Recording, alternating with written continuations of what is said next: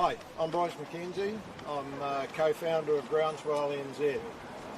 Last Tuesday, the government announced the worst assault on New Zealand farmers and rural communities in a generation. The proposal to tax farmers for agricultural emissions. The government wants to introduce an emissions tax that will, on its own numbers, rip 20% of sheep and beef sector's production and 6% of dairy sector's production. Look around you. Every fifth farmer you see here today will be gone by 2030, and the ones left will be under immense pressure and strain. Their mental health and managing their farming business will be very, very difficult. The flow on will be less money to spend at our local shops and services. The government's own document says that taxing our farmers will reduce New Zealand export income, increase the cost of food for Kiwis, and have major negative impacts on rural support industries and rural communities. Now, if you look at the page 65 and 66 of the Government Agricultural's emissions proposal, you'll see spelled out there exactly what is going to happen to rural communities. So please do look those up. All of the extra stress on farmers when New Zealand agriculture contributes less than 1/4% of global emissions. Remember, 1/4%. It's actually 0.17%. They also acknowledge this will result in a reduction in food production, which will be picked up by overseas countries with less sustainable farm systems than New Zealand, leading to emissions leakage and an increase in global change. Not to mention the direct breach of the Paris Agreement, which states that emission reductions should be pursued in a manner that does not threaten food production. It would seem the government is just interested in being moral crusaders on the international stage, being the only country in the world that wants to tax agricultural emissions. Well, guess what? We're not going to take it. We are demanding no emissions tax on food production, and we would like that to also be taken out of the ETS. Thank you. Wendy. Yeah, I'm Laurie Patterson. Funnily enough, I'm the other co-founder. And just thinking maybe what this means to the team of 5 million, well, it's going to take a big hit. So the Hiwaka Kanoa that's now with the government emissions that they took out of it will cost 3.7 billion in lost production a year. Okay? Now we know that each farming dollar goes around in the economy 6 times, so you can add that up to 22.2 billion, and that would be enough to buy 14 hospitals or maybe 6 hospitals and pay the nurses a bit more, or the police, or whatever else we wanted to do. And the question is, why are they doing this? Well, really it seems to have been done so the Prime Minister and the Climate Change Minister can go and attend Me Too meetings around the world and stand on the podium and effectively say, mine's bigger than yours. And it doesn't matter if the government process or the Wed partnership model was there. Putting millions into a fund for research sounds really good, but it's going to attract salaries. And the bit that comes out the bottom will probably be spent on research. We've already spent 200 billion so far on research and came up with virtually nothing, except the fact that we might be able to breed animals that are more efficient. The only thing that we really do know work is planting trees. And when you're running a farm, you have to do all the things to look after your livestock and run the farm and all the rest of it. And then when you've got the bit that's left over, that's your environmental spend. That's what you spend to actually start planting trees. So what the government's doing is effectively taking that away.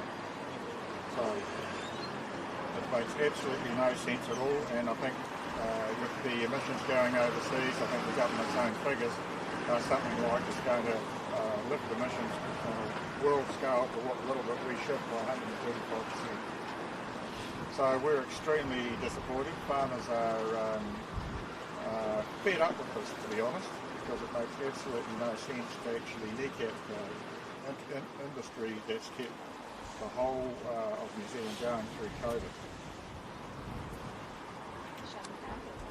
Right, I know you mentioned it slightly before, but what do you want the government to take from today? What do you want wrong there?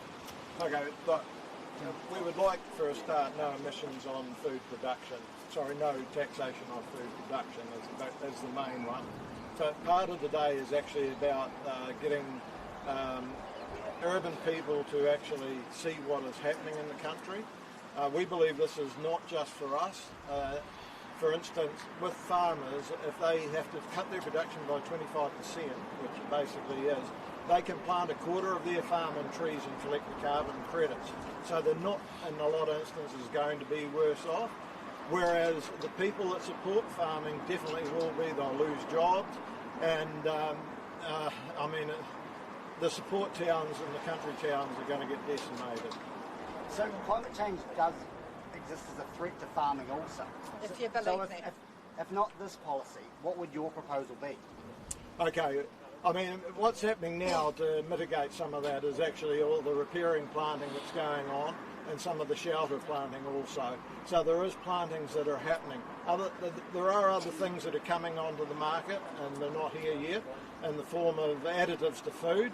The problem with additives to food work all right in a dairy situation where your cows are being attended to every day and you have the opportunity to feed it to them. Not so easy to administer for sheep and beef where they're not handled so regularly.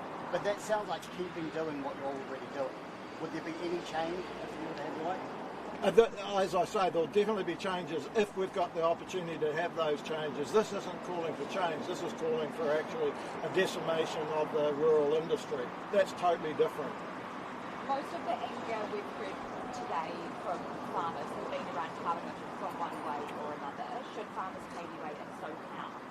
Yes, well, in one way they already do, and that's they pay the same as every other citizen of New Zealand. Only we have a larger share of the fuel consumption because we're working the land, so we have a larger share of paying that. So to me, that's still the best indication of us paying our way. We're still doing the same as every other citizen. This is on top of that.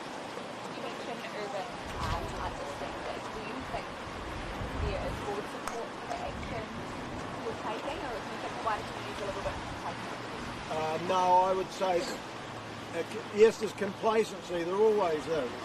But I think there's far more people in urban areas aware of this than there has been of any other issue in farming, because they at least understand what is going to happen to their towns. Bryce, what's the plan next for Groundswell? What are you going to do? And do you think the government will Look, we've given the government till the end of this month to respond. It would be remiss of me to say we're planning anything else at this stage. We'll wait and see what the government's got to say, and then we'll make a plan from there. Mr. Laurie, that you were expecting the turnout today to exceed what we found in the previous two processes. Clearly, as you made it, that was the case. Was it disappointed with the turnout? I don't think so. We have to realise that this is busy time for farmers. This is springtime, right? Everyone's flat out on tractors doing docking and all the rest of it. And in actual fact, it was supposed to be raining this afternoon, which would have been good for the turnout, but in actual fact, it was a fine day. So that's what happened. The other thing is we've got quite a lot of rural contractors that would like to support us. They can't get staff even, so they're behind, and so they could have had a lot more tractors here than we did. But having said that, the turnout places like Christchurch, Lisbon, and that has been outstanding. Touching on that, we heard the Agriculture Minister earlier say that the national turnout was embarrassing. What do you want to say to that? Did he get round and see it, or? He's making a pretty stiff claim that he hasn't even seen it. How do you feel about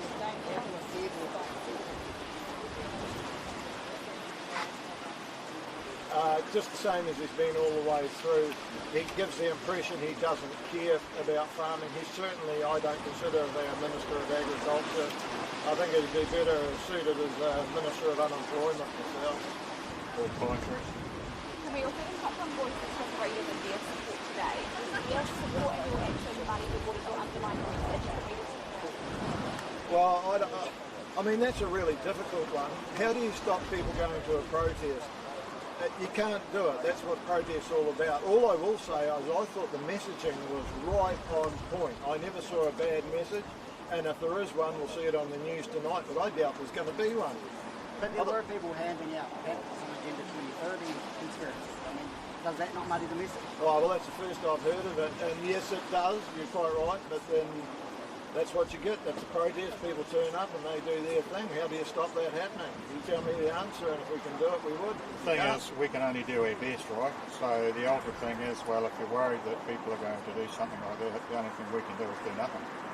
We haven't got a do nothing option. We have to do something. This is the nuclear moment for farming, and because of that also through into the cities and everything else. You can't take that much amount of money out and put it aside. And I was just talking to a lady the other day that's actually tied up with a rural trucking business, and she said, righto, so if all our farmers have to put off 20% and we lose 1 in every 5, we're going to have to lay off staff.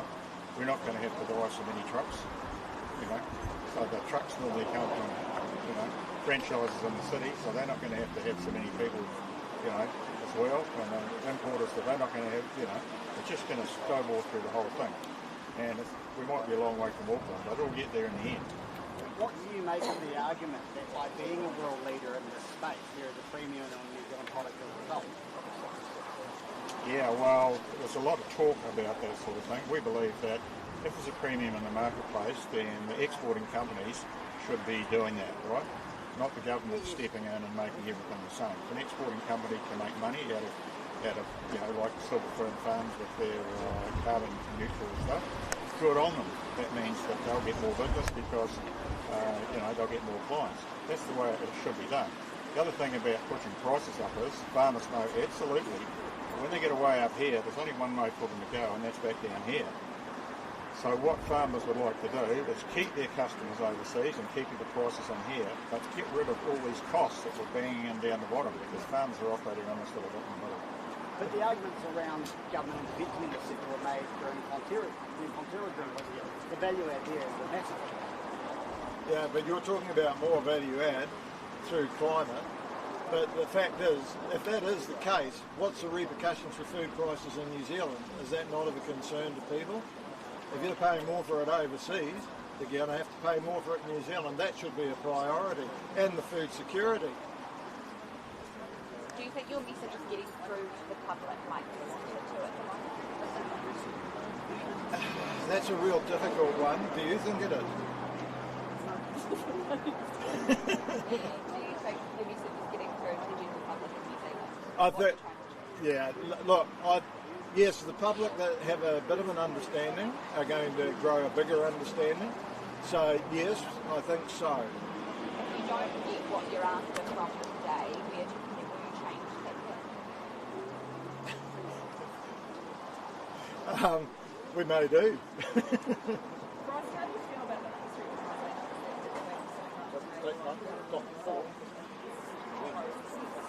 Well, really, we feel really let down. I mean, considering this is probably the biggest thing that's ever happened in New Zealand agriculture, levy bodies who take levies off every farmer in New Zealand, a food producer in New Zealand, should actually be standing up and trying to actually voicing their opinion, and they should be standing against what the government's doing. As simple as that. So that farmers feel let down, and I'm sure you're going to see that in some of the voting that comes up in the future for people in those positions, and also when it comes to levy votes. I think people will actually look at Groundswell and say, how come two guys suddenly start listing off, you know, upstarts really, I suppose, you know, not mainstream. You know, how come these people can actually do these things and pull a whole lot of people out on the street? Sort of just run past you. We do through Google analysis, we do the social media engagements of us and also the other three farming representatives. This is for the last month.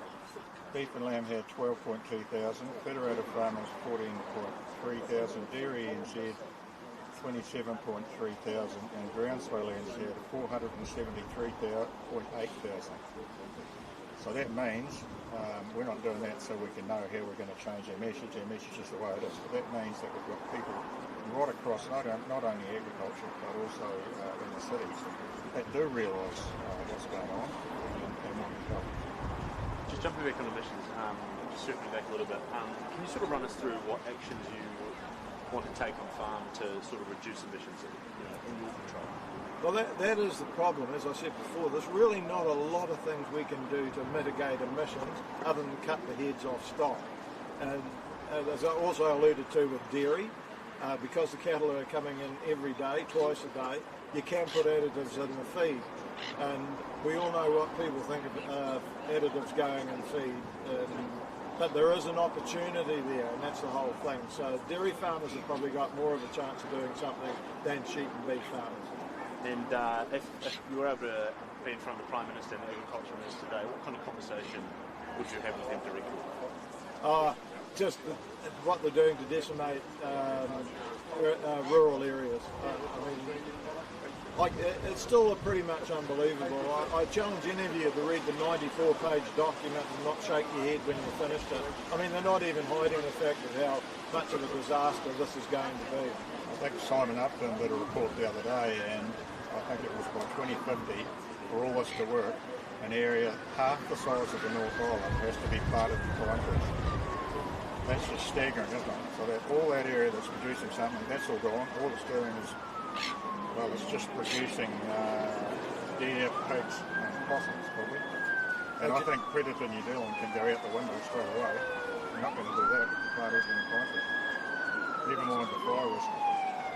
Do you think the government will, do you reckon the current government will lose power over this? I know election's a year away, but... Yeah, most definitely. I think for them, they better not have pushed this through far enough to see some of the consequences, because then it would be doubly bad for them. But yes, I think it's going to really affect their chances at the next election. Having said that, though, also we are concerned about the opposition parties, because parties in opposition are good at talking the big talk, and then when they get into government they spend most of the time walking it back and tinkering around the edges. So we expect them to actually man up too, and we'll be not just if there's a government change all getting on our tractors and going home. We actually want some results. And what do you think about the levels of support? We have heard around the country today that there wasn't as many numbers today as there were at previous protests. Do you think support is with us? No, not at all. I mean, we can gauge it by the feedback we get in emails and messaging, and the support is definitely not diminishing. I think it's just look, we threw this together in about 10 days. Well, it wasn't even 10 days. 8 days. Okay? So we called New Zealand to turn out in numbers in 8 days. We didn't have time to really put the whole nuts and bolts of it together. We had to trust that there'd be enough people that would want to send a message. If we had had 2 months to sort it out, I can tell you it'd be massive, because this is the busiest time of the year for farmers. I mean, I think it was great that we got so many turnout. 100 tractors in Auckland is great, it really is, at this time of year. Yeah, I think the other thing that gives Groundswell some credibility is the other 2 protests that we ran. 80 towns and cities throughout New Zealand all at once, and I don't think any other organisation has done that.